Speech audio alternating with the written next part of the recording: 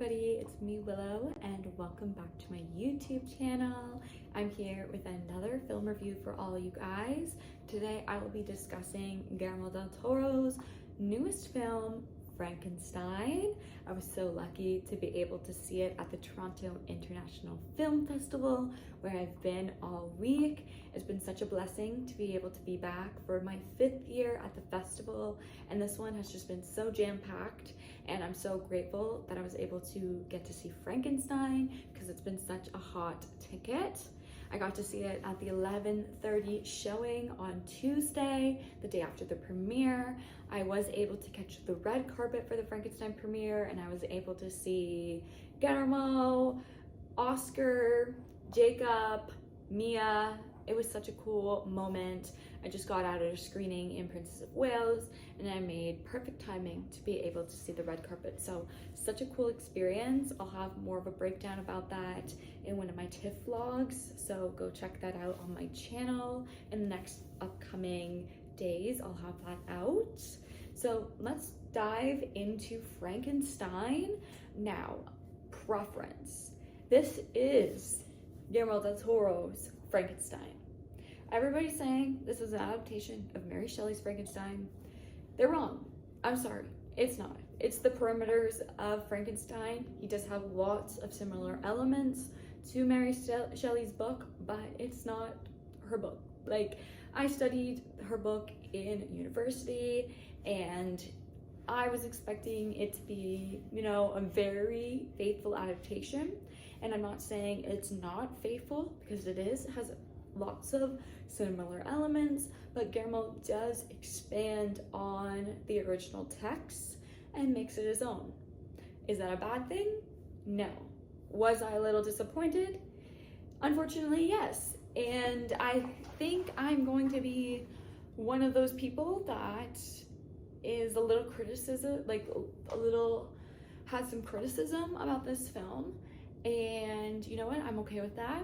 Last night I was discussing it with a group of 2 other girls, and one of the girls said to me, "Oh, so you must not like gothic horror." And I was like, girl, I love me some gothic horror. I just felt like this wasn't the adaptation I thought it was going to be, and I think that's my fault. You know, I came in with some preconceived expectations, and maybe I shouldn't have been listening to all of the reviews and the talks coming out of Venice. But you know, that's what I do, right? So I don't know. Let's dive in. So this was shot on digital, and I don't have a problem with digital, but it's also Netflix, and I don't know, it just looks very expensive and like just so crisp and so clear. And you know, sometimes I have an issue with that. It just looks kind of, I don't know, flat's not the right word because it doesn't look flat. It looks beautiful. The production design is incredible. There are some very beautiful moments on like the ice and the snow, also with some sunsets. Very, very beautiful, but I do think it's a bit dark and drab. And yes, that's a gothic element, but when it's hard to see people, it's a struggle. And I just felt like, and this is another thing, I said to my group, oh, I thought it looked kind of Netflixy. And similar with Wake Up Dead Man, I also think it looks kind of Netflixy, just with the pristine digital look. It just looks like that to me. Like that was similar to The Electric State. Like The Electric State, you know, Frankenstein, not comparable at all. It's just, you know, at least The Electric State, you know, it still looked pristine, right? Because it had the money to look pristine, and similar to Frankenstein. And it's just very interesting because I went and saw The Testament of Anne Lee later that day after Frankenstein, and that's shot on 70mm film. And Mona Fast Boys came out afterwards, and I just thought it was so interesting to hear from Guillermo talk about digital and how much he likes digital and how it can be very useful, and then hearing Mona talk about the use of independent film, and like, again, it's Netflix, you know, and then she's talking about independent film, making this, you know, with film, 70mm, and how the production design was hand painted by a lot of artisans, like the old-fashioned way, and just thought it was a very interesting juxtaposition. So I don't know, like I just have a couple, I just felt like, I don't know, like I just watched The Shape of Water and I really felt like this, I don't know, The Shape of Water not necessarily like works better, but has a more compelling sympathy, and I do find Jacob Elordi's creature very sympathetic. I just don't know if I love like the whole, like the first half of his character, you know, from Victor's perspective, and I guess that's kind of what's supposed to be, but they just kind of changed some things that, like, I don't know, like, I think the second half of the film is much stronger, and that's from the creature's perspective. I think that's what most people are saying. That's also in the book, you know, that part of the book is, that's like a true adaptation, you know, except for a couple of different things, you know, with like the family and stuff, but it's basically 100% accurate.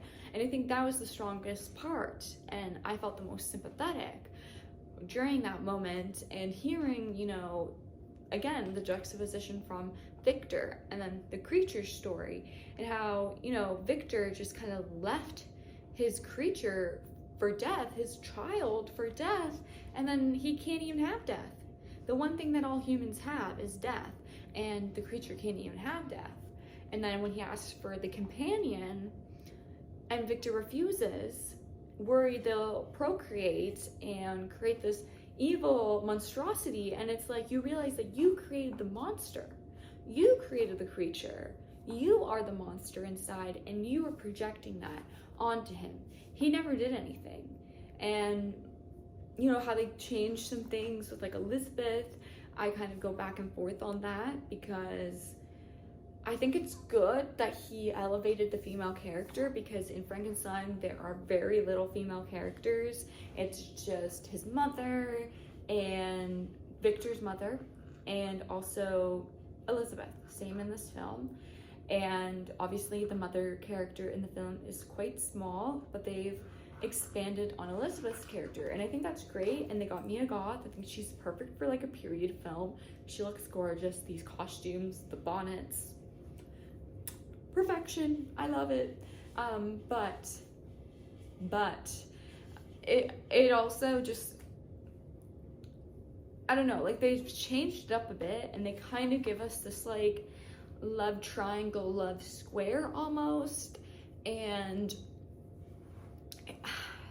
I don't know, again, like I just think I had some preconceived perceptions of what the film was going to be, and then it's been changed, and I don't know, like I just felt like there wasn't that punch that I was looking for.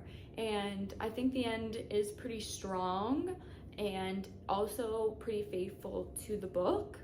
And again, like a lot of these moments are very faithful to the book.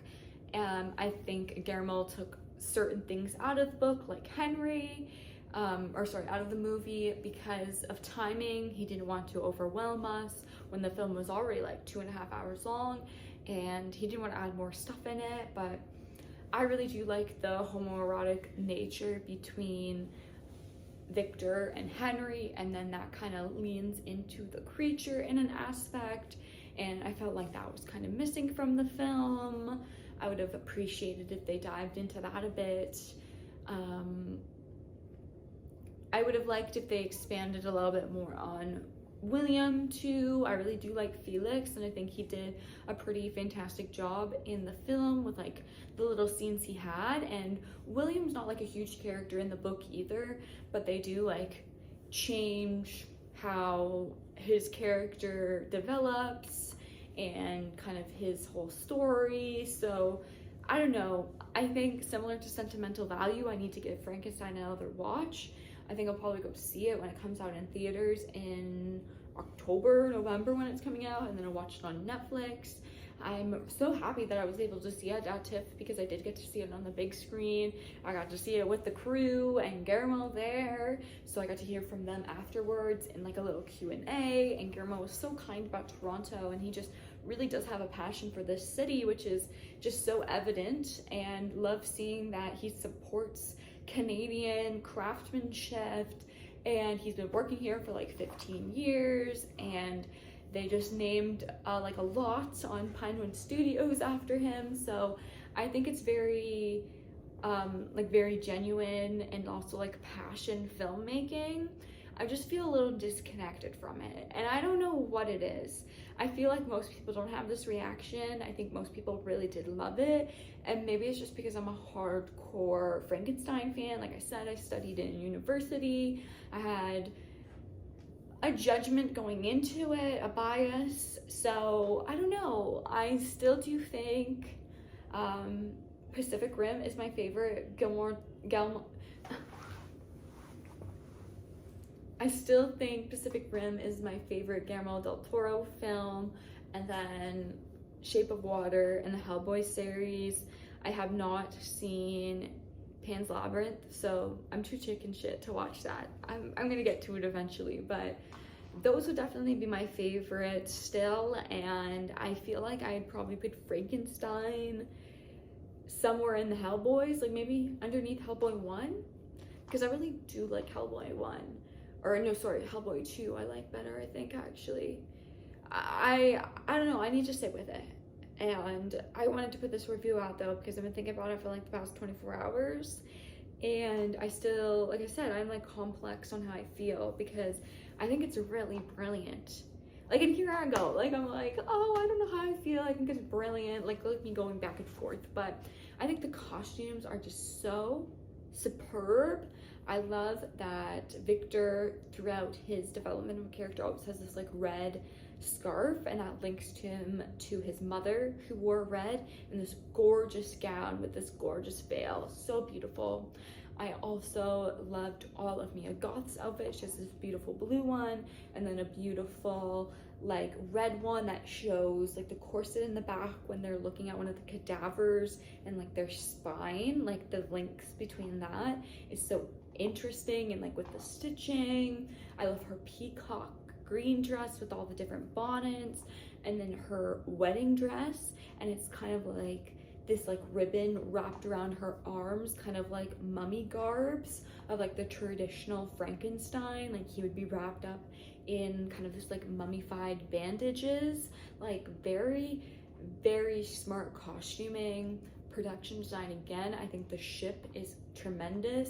It's a real ship. They actually built it in the parking lot at Pinewood Studios, they said. I think that's awesome. They used like real ice from real ice carvers, so I love that. Very realistic. I also think Victor's kind of like laboratory, the two different locations, the one specifically with like the hole that has like the electric current go through it with the antenna, is very like intriguing, and I like the dynamics. You can see that the tile is really wet, and you're like, why would they ever have that like hole in the middle? Again, only thing is it's very dark. Like those scenes specifically, like when we're in Victor's home in his laboratory, where we're in the dungeon, I think it's very dark, so it's hard to see it sometimes.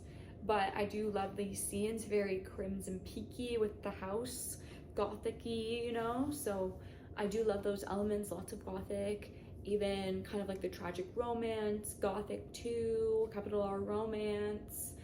So yes, like I'm very intrigued to watch this a second time. If you had the chance to see Guillermo del Toro's Frankenstein, I'd love to hear you guys' thoughts below. I'd love to start a conversation, just because, again, like I'm feeling mixed. Like I do think the performances are great. I think Oscar Isaac is the perfect Victor. He really does give this mad scientist, like we really have no sympathy for him, and it's Oscar Isaac. Like how can you not have sympathy for him? But I think it's very well done by him. I think Jacob Elordi's creature, very good. He's very transformative.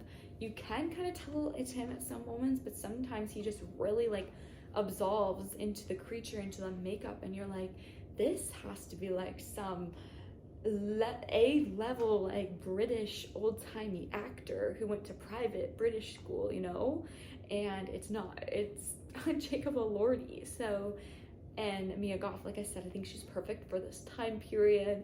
I love her kind of like quietness, yet she has the courage and the instincts to know what to say next, and she's very smart, and she has this sympathy and compassion for the creature, and I like that, you know, they elevated her character in that way, and I think Mia does a great job with it. So again, the performances are very interesting. I think the production design, costumes, beautiful. The music, specifically when Elizabeth comes on screen, I love how the music changes for like her specific theme, very delicate and beautiful. And yeah, like I did give this, I think I haven't reviewed it yet on Letterboxd, I'm going to do that later tonight, but I do think it's like a 4-star film. But again, like I was hoping it was going to be like a 5-star. I was hoping it was going to punch me in the gut, and so far, like I've had a couple films teetering on that. The Testament of Anne Lee, kind of teetering on 5 stars, and then It Was Just an Accident, also teetering on 5 stars, but I have yet to find my 5-star film, and I'm kind of disappointed that it's not Frankenstein. So let me know what you guys think in the comments down below. Let me know if I'm completely wrong and you guys think it's a masterpiece. I love to have this discussion with you guys. If you enjoyed the video, give it a like. Your comments and your likes really help me get into the algorithm and help me engage with other viewers. So thank you so much for your engagement. And if you enjoyed film reviews and pop culture content, including more TIFF related stuff, because I've been here the entire festival, give me a subscribe and hit that post notification so you'll have a notification every single time I put out a video. So I'll see you guys in my next video. Thank you so much for watching. Bye.